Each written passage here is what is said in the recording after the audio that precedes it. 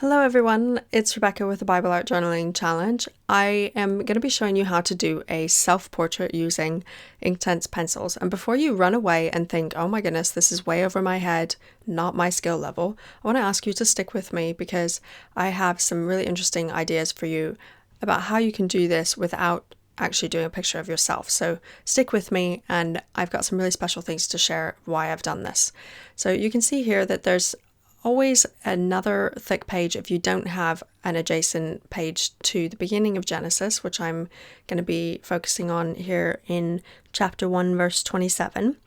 I put 2 coats of Art Basics clear gesso on and dried in between, which is super smooth, and then I went ahead and I put some graphite paper down a picture of myself and traced over it with an embossing stylus, which gave me a really good place to start. Now, if you're not great at drawing, this is a great way to, I guess you could call it cheat, but really it is completely bona fide art. You can call yourself an artist and trace. Professionals do it all the time, and I don't want you to feel any less of a creative if you choose to trace something.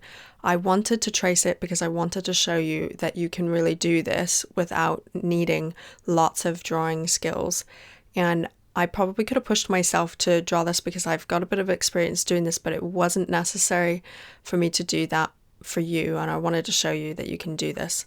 If you feel intimidated by drawing, or perhaps feel like your skill level really isn't up to it, I just want to encourage you that everyone has to start learning how to do this at some point, and it really is simple as you learn it. It's not something that anybody just naturally is born able to do. Everyone has to actually learn how to do it. Some people may be better at learning it, but we all have to learn it. I am convinced that everyone is an artist until they are told that they are not and choose to believe it. And you can totally do this. So I'm using Inktense pencils to just draw a very light line around the edges where I can see the darkest part of my face. That might be on the very edges of my face where there's some shadowing. It's in the crease of my eyelid, where my nose is, the edges of my cheeks. Those types of places are going to be darker because they're further away from the light. Anything that sticks out on your face, like your nose, your chin, your forehead, your cheekbones, those are going to have the most light. And we want to be a bit painterly about this. Don't paint bags under your eyes unless you really want that feature in your artwork. You can just create a lighter amount of light around the underside of your eyes, and it will cause you to not look like you have bags. So there's some really fun little painterly things that you can do there like that. Right here you see that I'm putting in eyebrow hairs as the direction of the hairs would go in, and then I'm going to use my brush, a very fine tip brush, take all the water off of it, and so it's essentially just damp, and then I will go in the direction that the hairs would go. And here you see me putting in what would be a realistic place where my pupils would sit on my eyes.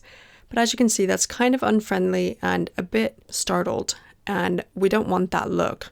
I will go back and change it, but I wanted you to get an understanding of what that looked like before I changed it to give it a more whimsical look, which is just, artist's prerogative, I guess you could call it. Here, I'm being sure to add more of my light to the bottom part of my lip, and the darker part is going to be on the upper part of the lip because the light catches our lower lip easier. Just look in the mirror, have a look at yourself, or take a good couple of pictures of yourself that you want to use for this, and then just study, where is it dark on this picture, where is it light? And anything that is close to the light, such as your nose, chin, cheekbones, those types of things, those are going to be brighter. And just take notice of that as you put color on, and really build up the color, but just be sure that you're putting washes of color everywhere, and then the darker parts you're going to add extra washes to. Avoid adding details and just add washes until you've gotten to a point where you're pleased with the amount of color that you have in that section, say the face or the lips or the eyes, that sort of thing. And as you do it, you will get to a point where you feel like, okay, I'm pleased with this. Now I need to just finish off the details of this and really make it come to life. And you'll see that as time goes on. Now here, if I take the circle and build the circle up bigger from that bottom point, not any lower, and let that pupil go all the way to the top, like you see on the left, it will actually give a whimsical look. It looks a little scary right now because the light is missing from the eye, which I'll add later. And that is how I would do this. I mean, if you're a purist, then you would have left the light free and not actually colored over it, but I'll show you a cheat and that works fine. And you can also use this template. I've got this linked over on my blog if you want to use something like that to make sure you're getting your circles just right. I'm not that worried about getting this perfect, and here you can see me using the Sharpie paint pen, the water-based one, and I forgot to shake it properly before I used it, so I put a first layer on there, gave it a really good blast with my heat tool, which I absolutely love, and got it dry. And while I waited for it to finish drying, I went in to add some color, and as you can see, I'm using a finer tip of brush in certain areas and larger in other areas. And the difference here is that if I use a larger brush, that means there will be more liquid in it, which means essentially that I will end up with having more of a wash instead of a detail. So the finer that brush is, the more detail you'll have. And you can use your ruler if you want to make sure that you're getting things straight. If you can get your symmetry right and take a moment to get the detail of how things are angled and not put one eye wonky to another, then you end up with something that looks realistic, but then add your own kind of feel to it. So I'm working on the bed of nails there, and I moved on to adding some color to the tools. I decided that whatever was behind the glass jar was just going to be a little bit lighter color than anything poking out from it. And the neat thing about Inktense pencils is because they are permanent once you've activated them with water and they've dried, it means that anything you add over the top of it isn't going to pick up and blend with it. It's just going to sit there as one of the layers, and you can then layer on top of it without it moving around. And this is actually a real bonus, I think, especially for people who are beginning with watercolor and feel overwhelmed with colors picking up and moving when they're just trying to get some color down and it seems to be pushing around with their additional water being added or new colors. And this takes all of that out of it because you just color and it stays put and won't go anywhere. It does mean that while it's wet, you want to do everything that you intend to do in that particular area.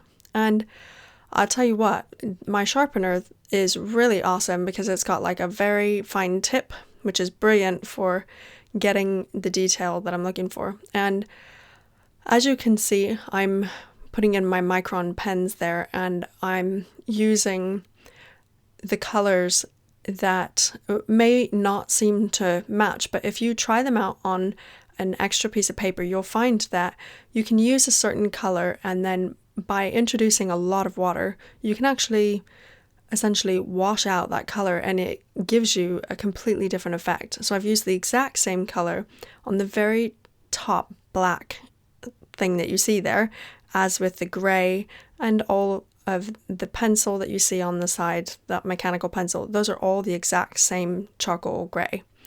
And here I'm introducing a fuchsia to add some blush to my cheeks, and because it's a painting, I'm going to add more color than I would in real life. I would never put so much blush on myself, but I don't want it to wash out and be particularly dry. I'm adding a bit of a pink hue, I guess you could call it a pink stain, to my nails, and then adding my ring in there. I'm sure that it looks like this all just came together really quickly, but I actually spent 7.25 hours painting this, and I have plenty of experience doing this. And if you want to do this, just go ahead and give it a go, but don't feel like it's going to come together in 10 minutes. And not even in 20 minutes like this video is. It's going to take you a long time, and that is totally okay if you want to take your time. I could have taken more time to make this even more realistic if I wanted, but I really just needed to stop when I felt satisfied with it. And that's good enough. It's never good to go beyond that point where you feel you're now moving into trying to do things perfectly. You don't want things perfectly. You just want to be pleased with what you've done. You saw that I added a little bit of pink just under my eyes and also around the whites of my eyes. I've got a little bit of a pinker feel to my skin in that area, so I wanted to capture that.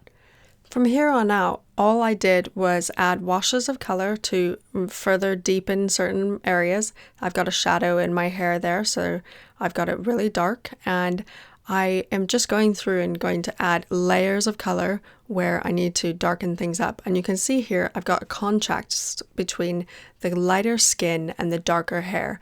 And this is actually some trick that you can make with paintings that really help things come to life, is to think about contrast and put a little bit of a darker hair. I may not have an entire shadow right next to my face with my hair like that, but I wanted to accentuate that because it does actually make the features more striking, which is interesting part of artistry that you can play around with.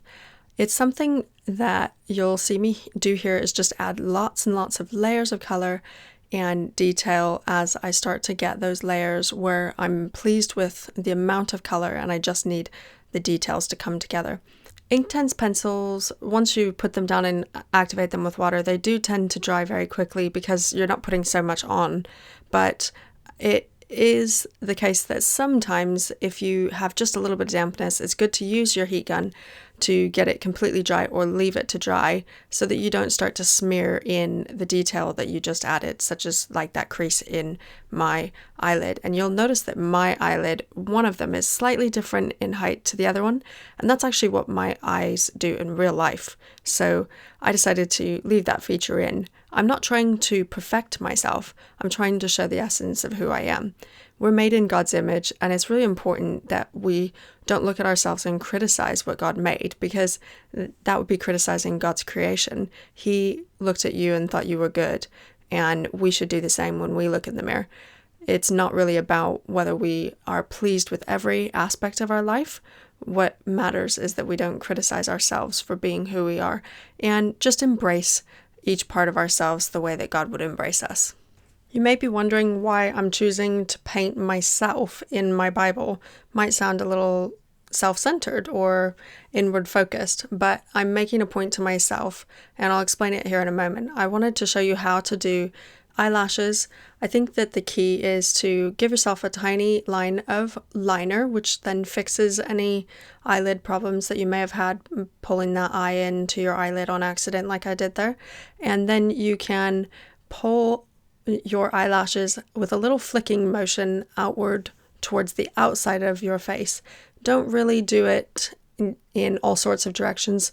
In order to help your face not look so flat, you can use the shadows and lighting to your advantage, but eyelashes are a key way that you can do that by adding a little bit of a rounded flicking motion outward towards the outside of the face. It gives the face that feel of roundedness and helps you to understand the dimension when you look at it. Now, I am a writer and an artist, and I do enjoy reading books, but I'll tell you, as an artist, I want full color books that really show me line by line how to do things with pictures and that sort of thing. And I found a couple of resources that I go back to again and again. Of all of the ones, I've got a good library of stuff, but these two I just go back to again and again. One of the books is about drawing and painting beautiful faces by Jane Davenport, and I can't say enough about that book. She is an excellent teacher, and her book is full of amazing help, which some of which you've seen today in what I've taught you. And then also I've got a book on color mixing recipes, and they've got a huge section about how to do portraits and recipes for that, and also color theory and understanding how that all works. It's a really excellent guide if you're trying to get your head around some of these things and wonder why I pick up a certain color when I do. You may find this a really good tool, so be sure to check those out over my blog if you'd find that helpful. As I add details to my eyelashes, eyebrows, and my hair, which really took way more time in real life than it actually looks like here, I will just begin to talk to you about why I've chosen to paint this and what you can do if you don't feel confident to paint yourself at this time. I am convinced that people feel that a self-portrait is the hardest of them all, simply because we look at ourselves all the time, and so we know what's missing when something goes awry. And really, I want to encourage you that if you choose to take on this challenge and do an actual self-portrait of yourself, that you don't be harsh on yourself. Pick what you love about yourself and really bring that to life. And love yourself well with this challenge. You are made in the image of God, and that is beautiful. God is beautiful. He's amazing. So reflect amazing things in your artwork. Here in Genesis 1, verse 27, it says that God created man in his own image. In the image of God, he created him, male and female, he created them. Now, if you look at the verse before, it says, "Then God said, let us make man in our own image, according to our likeness." And in the Message translation, it actually says, "Let us make human beings in our image, making them reflect our nature." And then in New Living Translation, it says, "Let us make human beings in our image to be like us." So God created human beings in his own image. In the image of God, he created them. Male and female, he created them.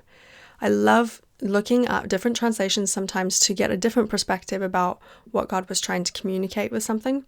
And I really love what God had to say about us. Genesis chapter 1, verse 31, a little bit further down, says, "God saw all that he had made, and behold, it was very good." You were made by him, and you are very good. What he created was very good, and there is nothing that you can do to change that. You can't make yourself less very good. You are exactly what you were created as, and your job is to just believe the truth. So I want to encourage you to do a little bit of introspection and create something that talks about what God loves about you. I really want to ask you to create a picture here, either on that first page of your Bible or next to it in one of these blank pages. Create something that communicates what you're about, what God created, and that part of him that he absolutely loves, that he created a likeness of you. And create something, illustrate something that really shows what you're all about and what you love in life the very most. And for me, art was a big part of that, and so I wanted to do that. And this is my part of being made in the image of God, and I want to open this up and see that what he made is good, and I was created in his image. We are actually created in the image of God, and he is a creator. Therefore, we are creative by nature. And for me, that's really important to understand. So I'd like to invite you to join my challenge by creating something that shows really what you're about and what God loves about you, the likeness of himself in being made in his image. So please don't feel that you need to create an actual self-portrait. Just create a portrait of what is important to you in reflects who you are as an individual. Here's my completed piece, and just for the fun of it, I took all of my footage and shrunk it down from 7.25 hours into 30 seconds so you could see it unfold. I hope that you will pop over to my blog and leave me a comment over there. I'd really love to hear from you over there. And be sure to check out the Facebook groups and Google Plus communities if you've not done that. And be sure, of course, to check out my links to all of the supplies that I used today. Most important, I want to invite you to join my challenge by loving yourself well this week and thinking about what God absolutely loves about you and creating something in your time with him in the Word. Thanks for joining me, guys. I'll see you very, very soon.